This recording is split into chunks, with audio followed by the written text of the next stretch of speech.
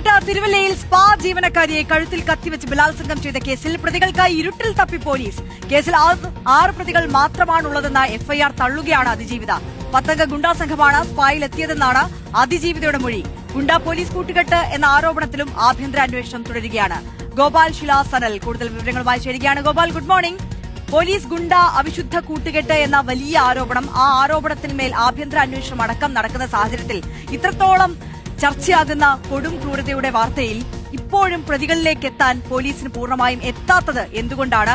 6 പേരെ മാത്രമാണ് ഇപ്പോഴും എഫ്ഐആറിൽ പോലീസ് ഉൾപ്പെടുത്തിയിട്ടുള്ളത്. 10 അംഗ സംഘമാണ് ആക്രമിക്കാനെത്തിയത് എന്ന അതിജീവിത മൊഴി നൽകിയിട്ടുണ്ട്. അത് സാധൂകരിക്കുന്ന തെളിവുകൾ പോലീസിന് പക്കലുണ്ട്. എന്നിട്ടും എന്തുകൊണ്ടാണ് ഇരുട്ടിൽ തപ്പേണ്ടി വരുന്ന സാഹചര്യം പോലീസിന്?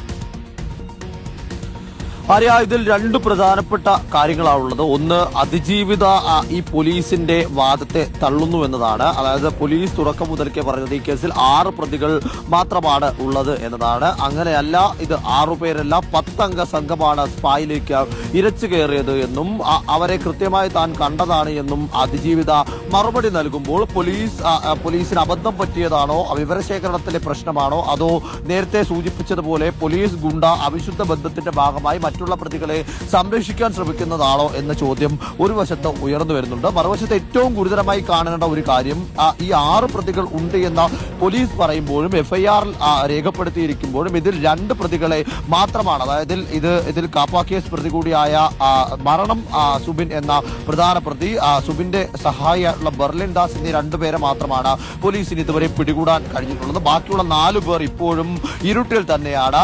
ഇവർ സംസ്ഥാനം വിട്ടോ എന്നതടക്കമുള്ള കാര്യത്തിൽ പോലീസിന് സംശയമുണ്ട്. അവരെ ഇതുവരെയും ഇത്ര പ്രമാദമായ സംസ്ഥാനം ഞെട്ടിയ സമൂഹത്തെ ആകെ നടുക്കം സൃഷ്ടിച്ച ഒരു കേസിലെ പ്രതികൾ ആ 4 പേരും ഇപ്പോൾ ഇരുട്ടിൽ തന്നെയാണ് എന്ന കാര്യം ഏറെ ഗൗരവത്തോടു കൂടി തന്നെ കാണേണ്ടതായിരിക്കുന്നു. അതിനോടൊപ്പം തന്നെ ഈ യുവതിയുടെ മൊഴിയിൽ